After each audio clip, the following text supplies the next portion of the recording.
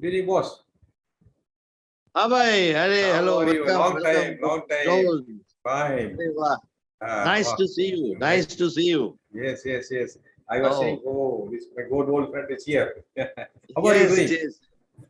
I was eagerly waiting for your talk.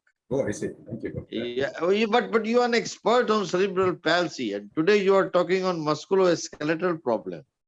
AAM cerebral palsy in the morning, the evening musculoskeletal. Oh, this is like that. Yes. Okay, fine. Right. And what about Sahu? Has he joined? I see him. Yes, he's here. Huh? Yes, his smile, beaming smile is here. Okay, fine. So you are giving a PowerPoint presentation? And some videos. Huh? And some videos. Yes. As usual. Yes, you should. Because I have to show what I do, Oh, yes. Very good. Good evening, sir. Good evening, Dr. Sao. How are you? Sir, I'm fine, sir. Sir, we will wait for 2 minutes more to start. Oh, welcome, Pavitra. Yes, I am evening, seeing you. I am seeing you. Okay, sir. You are also audible and visible. Take you. Fine. Welcome. So, how many persons have joined by now? So, as I said earlier, that this webinar is running both on live mode as well as through YouTube also. Some students are joining live through this ID, and some students are also joining through YouTube. So, exact number of participants difficult to say, but right now through me only 12 have joined, because normally this link is activated 10 minutes earlier, but this time because of some communication gap, just now the link is activated. So we'll expect some more students to join within 10 minutes. So we'll start after 2 to 3 minutes, sir. Okay, fine. We'll wait.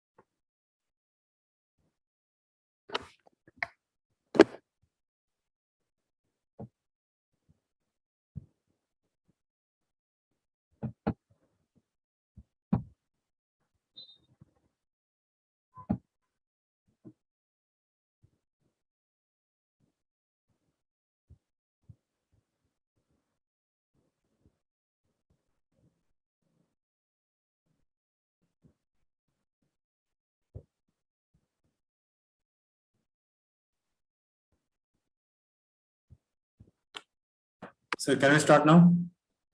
Yes, if you're already okay.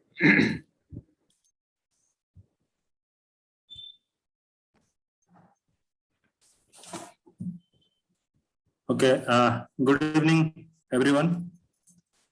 Welcome you all for today's webinar, the weekend academic program for postgraduate students. On behalf of SVNIRTAR, Department of PMR and IAPMR and Association of Physical Medicine Rehabilitation of Odisha, I welcome you all for today's webinar. Today's webinar, the speaker is well known, Dr. FEROZ Khan. He's a great teacher. I am really thankful to you, sir. You have shown because of your great academic interest towards teaching of the PG students. I expect the same from all my senior teachers of our association. I can say all senior teachers are like dictionaries of PMR. If they can say few words, that will be a tremendous help for the students.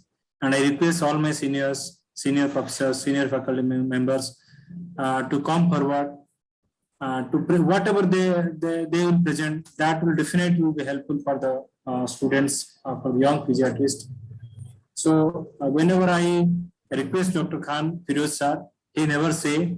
That shows his keen academic interest for teaching students. And I expect the same from my senior professors and all senior faculties also. And thank you very much, sir. Today's your presentation is on clinical management of functional disorders of musculoskeletal system. And I don't think that you need any introduction because you have presented so many times in this this platform. And thank you, sir, for this opportunity that you are presenting here, your talk on this webinar. Besides that, the chairperson of today's seminar is Dr. Professor Ajit Kumar Verma. Good evening, sir. Sir, are you here? Hello. I think he is muted. He is muted and he is closed. Sir, shall I give him a call, sir? Yes, I think you would ask him to unmute. Okay, sir.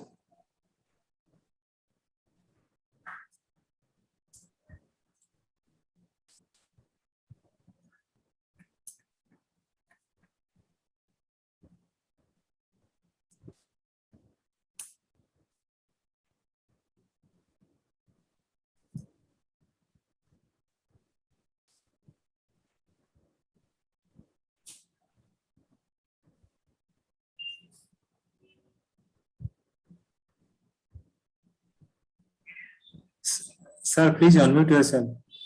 And sir, please unmute yourself and please open your video also.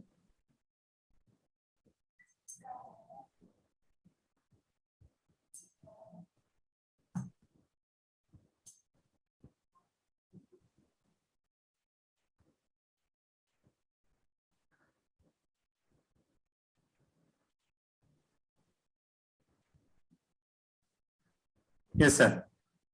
Sir, unmute yourself, sir. Sir, you are muted. Please unmute yourself.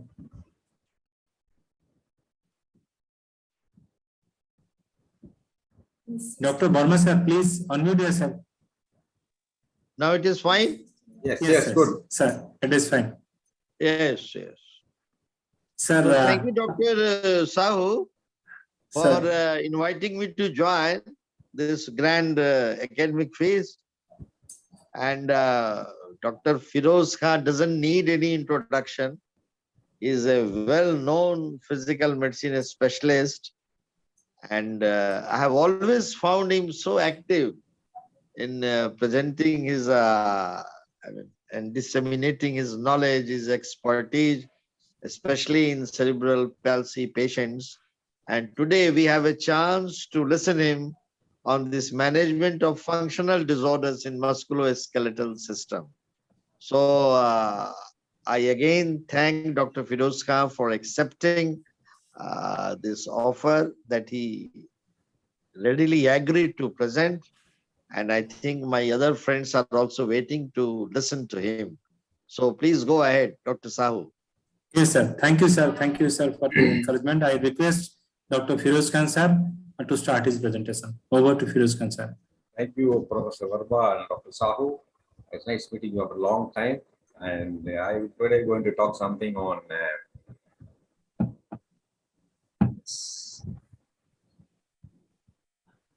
the clinical management of functional disorders of the musculoskeletal system.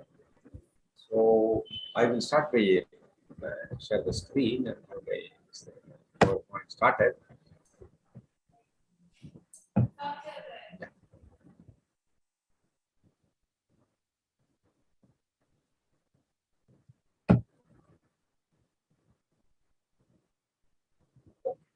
Right.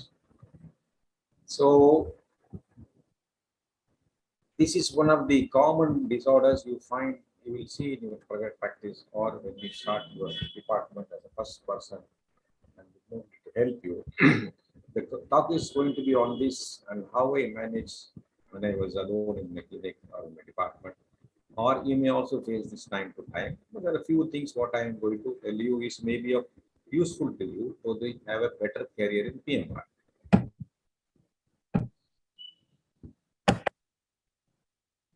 Following lectures, disclaimer is not to replace the standard teaching material of PMR formal training.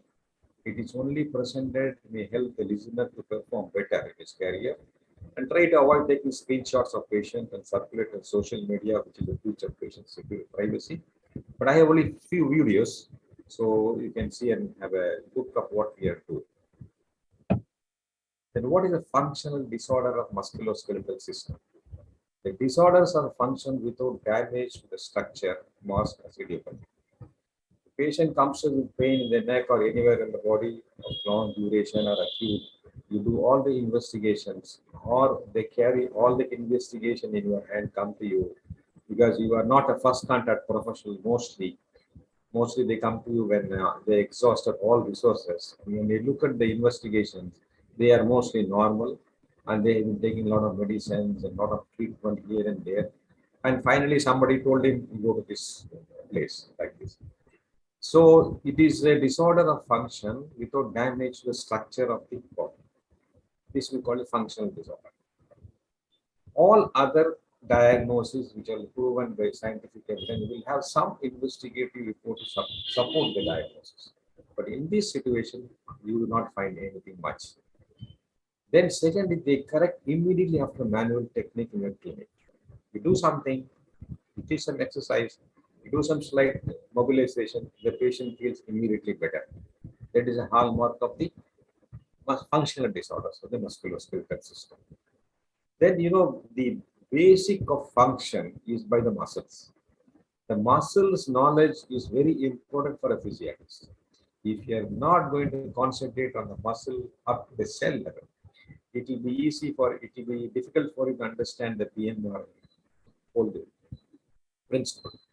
So we have two types of muscle basically. One is the tonic muscles, which keep your body erect, your postural muscles, with a very high blood supply.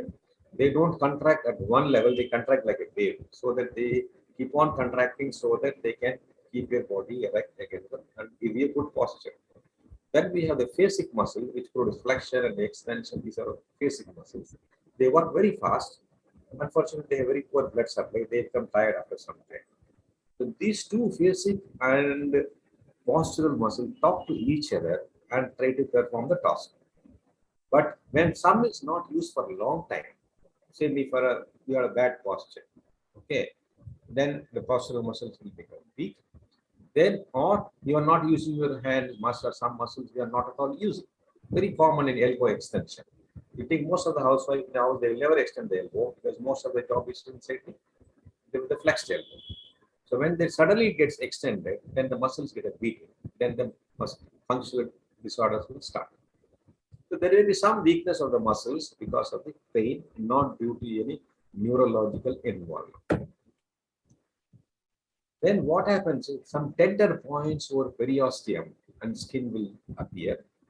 Nowhere. If there is a tender point in the bone, there should be something under this. There's nothing there, or some in the skin. These are all referred pain or referred zones. The muscles may be painful at rest and during stretch. So they will definitely say, I have pain here. They'll take you to the hand to guide. Yeah, here's the pain. They'll say like this. So it is painful at rest and during stretch.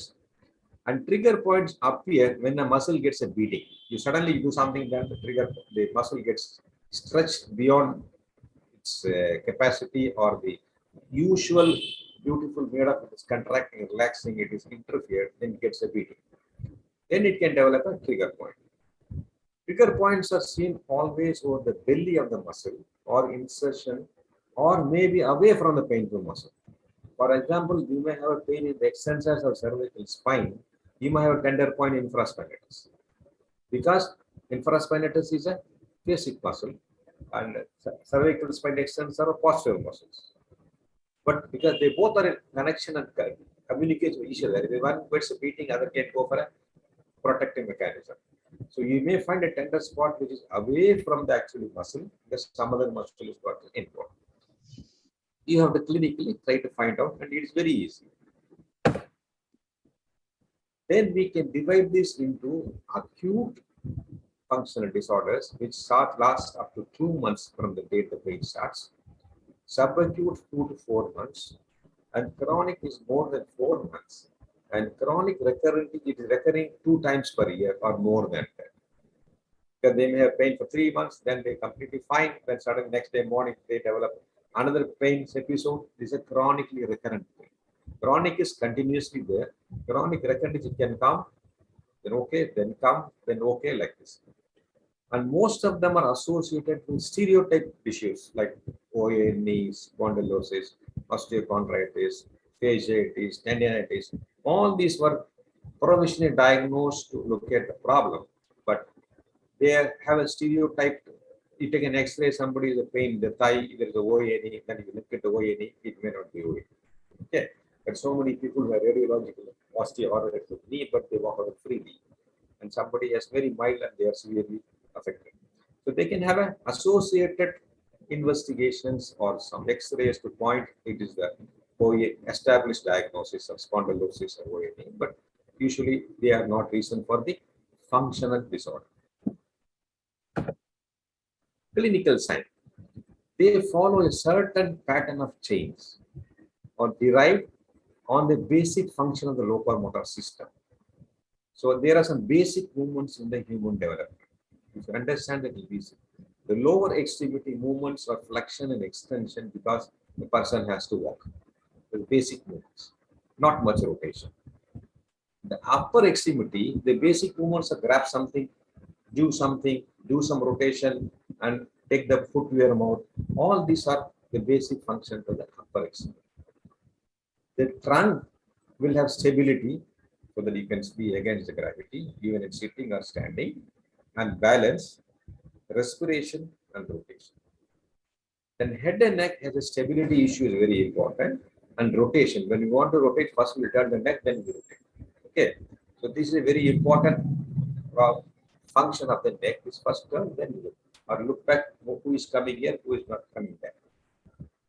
For example, simply, if you are sitting driving the car, if you can't reverse without rotating the trunk, that means you have cervical neck dysfunction, cervical spine dysfunction.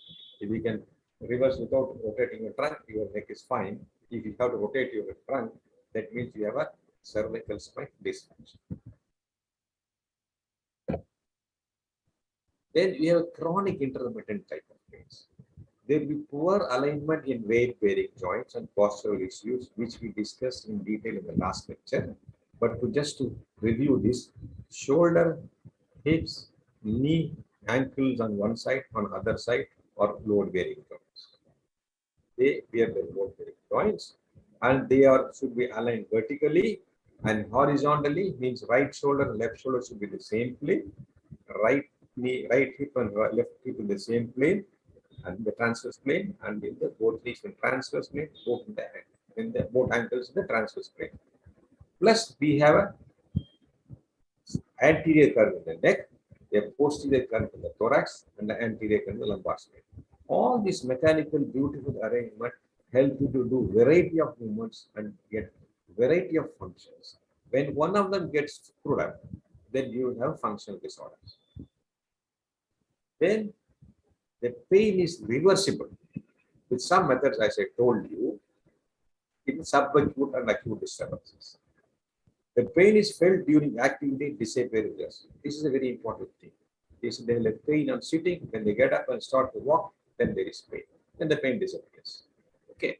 So at rest, there is no pain. At activity, there is pain. This is a functional disorder. If it is a inflammatory, the pain is there. Always, malignant is always there. It disturbs sleep and all sorts of things. But these functional disorders will have pain only when they are going to do something. They can sit for hours or they can stand for hours, but when they start cooking, then the pain will start at the upper.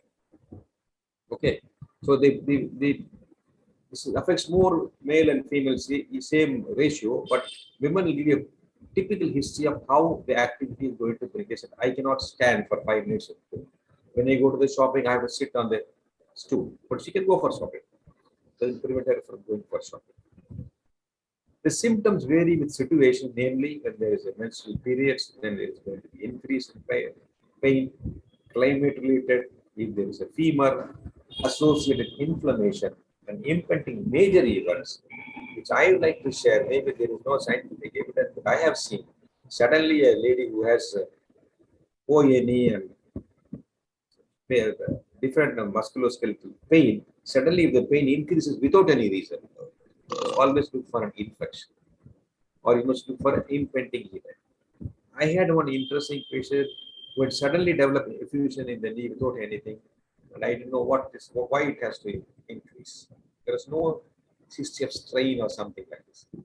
Then we found out the third day he developed a acute myocardial infarction. Okay. Maybe this is a sign we got it before to ask him to slow down the activities. And even otherwise, one of our colleagues' mother also, she had acute calcific tendinitis in the shoulder and the knee. And they were all treating as injection. And third day she died of sudden cardiac arrest. So the body can talk. What I'm trying to say is, if there is sudden increase in pain without any increase in straining, always look for something impending is going to happen. So musculoskeletal system gives you some news on the impending attack. Then there is going to be decrease in joint play. What is joint play? Very simple, right? See, this is my wrist, you can see, and I can do it dorsiflexion. I can do plantar fasciitis. This movement is under my voluntary control. Okay. So I take a dorsiflexion, I go up to this. After this, I cannot. I put my finger and passing, I can take a few degrees more. Okay. So this is the physiological range. This is the anatomical range. But still, if I want, I can take it a little more than the joint play. So these movements are called joint play, and there are two types of movements in a joint. One is osteokinetic movements, which is under voluntary control, where the muscles will pull. For example, the muscles flexor will pull this way, the extensor will pull the muscle this way. So the muscles is pulling from the external force. Then arthrokinetic, there is movement inside the joints, gliding movement, which you all see. You just pull your finger away from your knuckles. You can pull. This is an arthrokinetic movement which is there. So whenever there is a problem in the joint, in the functional disorder, please understand the functional disorder, the main organ for function is muscle. So whenever there is a problem in the muscle, the joint may not work well. If the joint is not work well, why? Because the muscle you not used for a long period of time or underused, then there is some changes will take place in the joint. The arthrokinetic movements will be stiff. That is why you feel stiffness, and what you do, you take it, break your knuckles like this. Once in a while, you break like this. Why? Why you break your knuckles? Because there is some slow stiffness developing in the joints. Second, if there is some central threshold for irritation is low, especially when you are stressed out, your central threshold for irritation low, the patient will have a generalized pain. The problem may be in the wrist, but they may develop a generalized pain because anterior cingulate gyrus is a place which is going to collect the information, store as a memory, and distribute to different parts. So when there is an acute pain, this gets suddenly activated, and the patient have full body pain. And some of the patients will say one half of the body is burning, one half of the body is paining. which is anatomically not sensitive. Then this one will respond to combination of manual procedures and neuromodulation. Okay, this will show you in the videos. Assessment criteria. How are you going to assess it? So pain is visual analog scale is the most common, and it is helpful in the clinic because patient can easily give you an answer straightforward. I am in 4 or 5 like this. Now, how are you going to do the function? It's a functional disorder. So what are the variables of functional strength? That means you are able to do your job for a long period of time, mobility, endurance, balance and coordination, sensory issues, cognitive aerial performance. What I mean to say is, somebody who's coming to us pain will tell us one of this as a functional problem they will face. I cannot walk in the morning, or I cannot stand for a long period of time. I am able to stand, I cannot, because of the pain, I can't stand and put on my trousers. I have burning pain, sensory issues. I cannot do something with my hair. There is cognitive and I forget.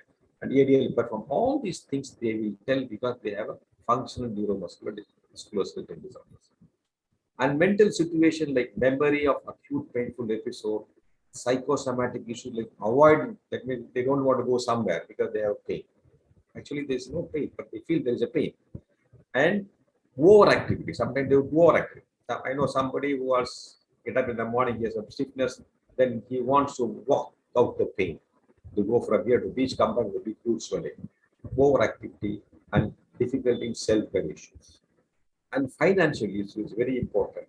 Some of them undergo procedures because of availability of resources, insurance coverage, etc. I have some of the patients, they tell me, I have knee pain for 10 years, I want a knee replacement. I say, you don't need it, but my insurance cover is there. So I will do it because I have insurance cover. So there is going to be a different personality. People will come and they will go and do the joint replacement, even though it is not required, but because they have the capacity to do it. Then what we do is we have to review or redo the basic investigation to rule out inflammatory infective tumor issues. And clinical experience and reasoning is very important for internal experiences, and external input from the RCTs will be helpful. But decision making should be based on individual patient, on individual level, on the environment of the patient variables. Okay. Now, what are the common places where they have pain? Is neck, dorsal spine, shoulder, elbow, all joints and surrounding area they will get a pain. This is where they will complain of pain, or one or combination of few. I'm just repeating this figure again. In function, please remember at a cellular physiology, think on a cellular level. Neurons have the capacity to accept information, process it, store it, and communicate with others. This is the neurons job. The muscles. Muscles are the most important. They are the capacity to contract when they get a command, relax when the job is finished. When you stretch, they can elongate. When you leave it, they can come back to normal. This is a wonderful arrangement the muscles have got, and normally the muscles are very, very flexible. You can put a muscle and palpate the deep structures. They are very elastic. Okay. Then you have the bones, put stability, and they form the joints. The joints move out. And we have the collagen. Collagen is seen in the muscle, the fascia, tendon, and ligaments, and capsule, which is going to be a support system. So whenever somebody comes with a pain, you try to find out the pain is the collagen, or it is coming from the bone, or it is coming from the muscle, or it is from the neurology. In your practice, you will see patient who come to you with musculoskeletal system. They will come to you with people prescribing medicine, one for the brain, like gabapentin, and one for the muscle, one for the bone, one for the collagen to the pain. So we have to find out where is the problem and we have to try to solve it. And whenever a patient comes to me, this is the procedure I do.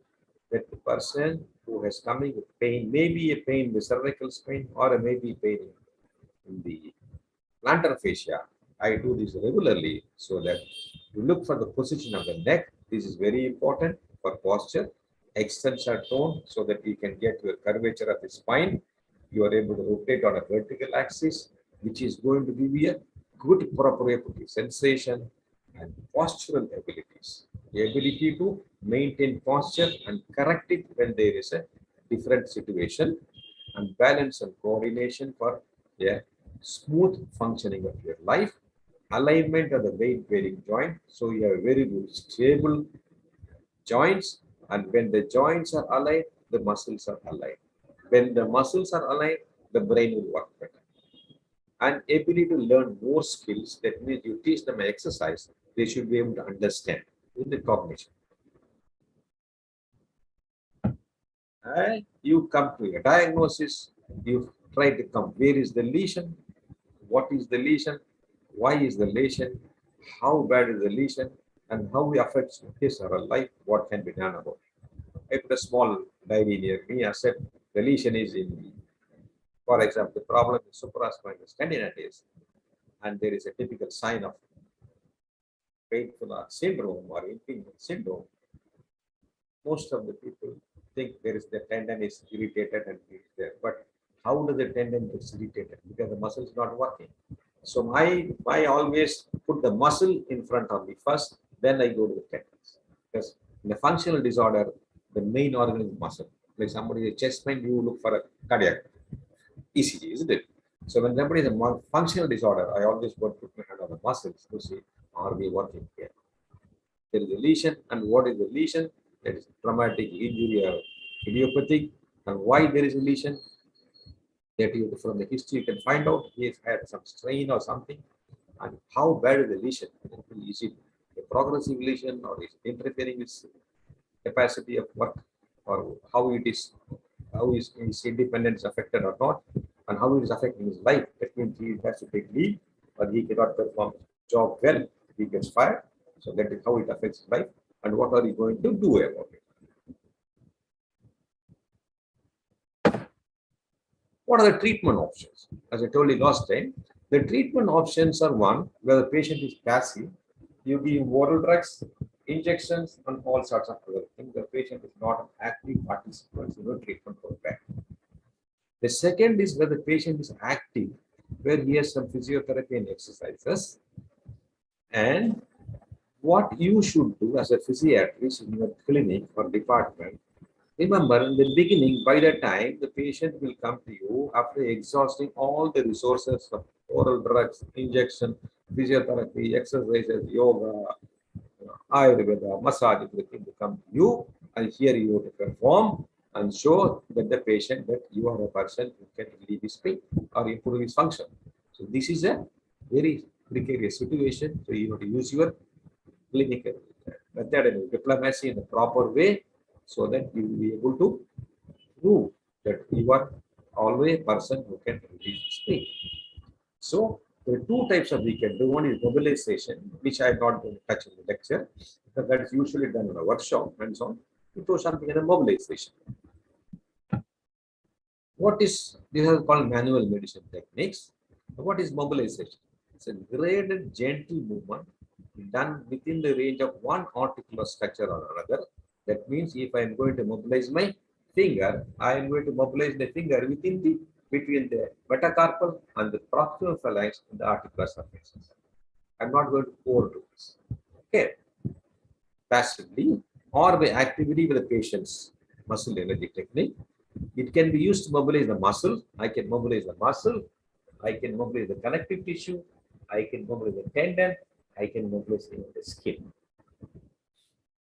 And proper position of the body is very important. In the most relaxed position, which is the most relaxed position, the patient position when you keep the wrist or wrist pain, the most relaxed position. I start from here. I don't start from here. Okay. And whenever there is some stiffness or problem, you can use for ocular reflexes, skin reflexes, breathing and primitive reflexes will help. You'll be surprised that In a cerebral palsy child who doesn't have a neck control, still you will extend, try to extend by looking up. You can also see, when you try to look, take your neck up and see the ceiling, you look through the eyes, you can get another 5 degrees of movement. So the ocular reflexes are going to activate the cervical spine muscles. That is how the child is trying to activate the eyes looking up, even though it doesn't have vision. Okay, even though child doesn't have a good vision, it can move the eyeballs up and down. This is what most of the people do. So when you want to sit, they take the look up like this. Why? They use the eyes to get more range of motion. So we can use that ocular this thing. And skin is one which I will show you in the video. And breathing. Breathing is very important. Breathing can reduce the pain very easy.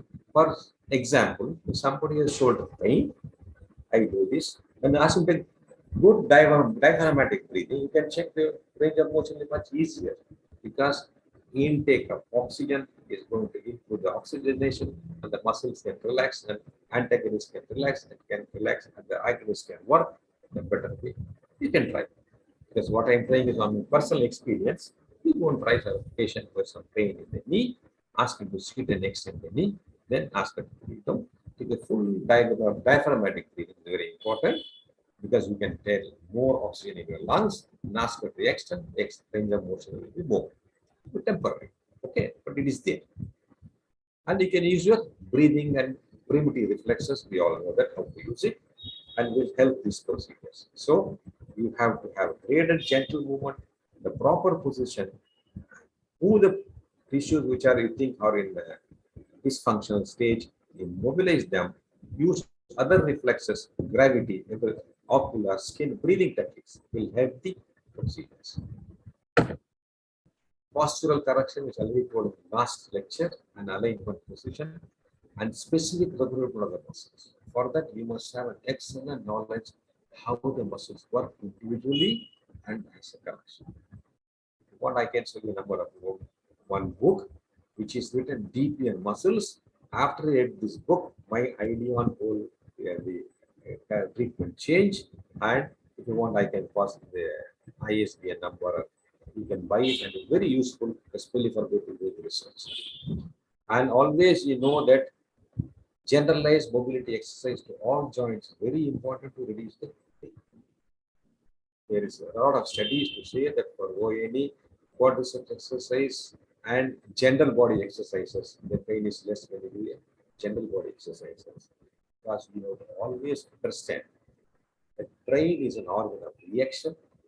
Brain will react when there is a good sensation. The most pleasurable sensation comes from the proprioceptive, and for that you must have 10 nice flexible soft fingers. With this you can talk to the brain through your movement. So whenever I tell them, first thing in the workshop I tell them is, please just touch the patient like this, don't like this in the examination. He will develop, he will lose confidence on you. Number two, whenever you see the patient comes to you in the shoulder, you think without examining it, okay, this muscle is a problem. Exactly go to the point where they front put your hand, the patient has very good confidence. Said, yes, that is very higher thing. They have generalized body pain, well, this is so. Spend some time, know about the muscles, go exactly the point of tenderness, put your finger, then they are very happy. You know, yes, this doctor knows where is my pain. All others are searching for pain here and there. You have to, as a PMR person, straight away go to the point where there is pain. For that, you must have good knowledge of your surface anatomy and how the different muscles work. Trigger points. They are tackled with needling, so many, depends on whatever you do, but all of them do the same thing, and you will have to do this procedure after this needling or mobilization, or all this can be done, which I show you in a video. So,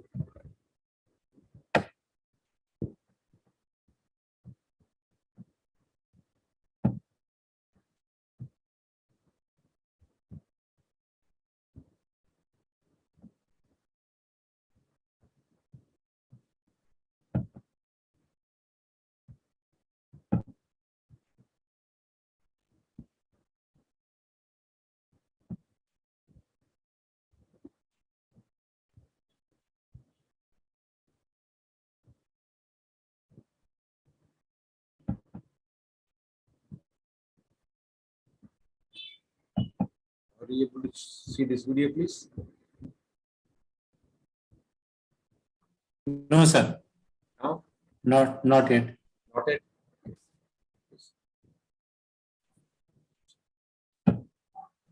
Now? Are you able to see now? No. No? I think you have to stop sharing your slide, then go to the video and share that video.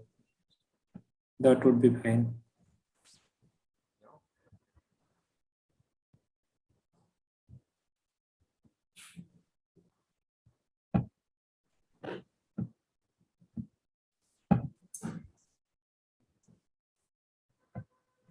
You see this now?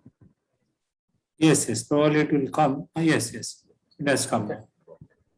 Yes. So this is the most important position, alignment position, which you do when somebody comes. So you can see that I am trying to take your hand up, right? Look, in the position, what happens is I am going to get a good neck curvature anteriorly. Here, dorsal. So this is the general posture. Is there any specific complaint of the patient for which you are doing this? No, whenever patient comes, I see them whether they have good posture or not. Yes. Okay. See, this is the posture, is it? If they're able to maintain. If they take it like this, I try to put them in this position and find out where is the problem. Okay.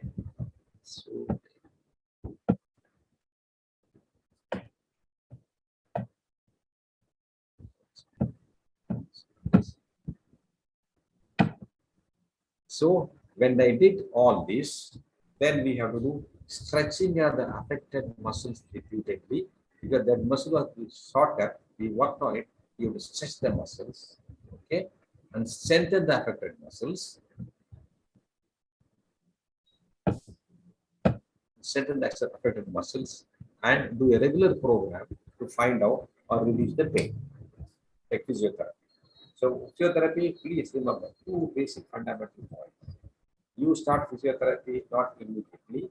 Let the patients at non-steroid anti-inflammatory generally, and if the patient cannot take it for some reason, medical reason, they can straight away start therapy. And second therapy will come when the patient is taking the medication, but it is not helping.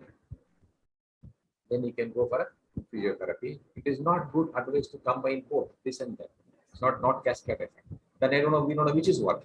The poor fellow will be spending a lot of money on therapy, 500 rupees per sitting, 300 rupees per day for your medicine. We will not give him medicine for 2 days. If he's fine, continue. If he's not fine, then go to therapy. Okay. Or if he cannot take therapy, medicine because of his gastric problem or whatever problem, then you can say that go to therapy. Then you can strengthen the muscles or whatever it is and try to get the postural alignment which you see, and within 2 weeks of time, the whole thing will subside. Conclude. Functional disorders are very common condition in your practice. Incidence is increasing due to change in lifestyle. It's easy to identify, treat with some training. Your approach should be different from the other. This is very important. If you do this regularly, the patient always tells me, nobody's done this to me before. Nobody's told me this. Okay. That means you are different from others. That is where you have a place mainstream medical system. And treatment is made easy. It's very important because in EMR, you have to treat the patient, not his disease. Please. By diagnosis, this 35-year-old man, badminton player, has pain in the right shoulder because of functional disorder, not the right shoulder pain. That's not what diagnosis. So I have to treat him this way. If you have this practice in the beginning, I am going to treat this particular person, not his disease. Then their life is very easy. So thank you very much for all patient listening. Sorry I exceeded the time. And if any questions, you are welcome. Thank you very much, sir, for your nice presentation. You presented the subject in a true as a true physical medicine rehabilitation specialist. But many of us are practicing PMR but minusing the physical portion. That is medicine and rehabilitation. So we should not forget the name of our subject, that is physical medicine rehabilitation. So many of us, we are minusing that physical portion, which still you are retaining that. It's a very interesting thing you have presented. And our youngsters especially must know these things just from the very beginning. They should not refer to therapist with the intention from the beginning that they will write a cocktail of drugs as I said that without going through the disease, identify the disease, we target the muscle, target the bone, target the joint, then target the muscle spindle. So all drugs together we prescribe the patient. We try to escape in a very short way by prescribing some drugs like cocktail of drugs. But actually for the youngsters, please spend some time with the patient.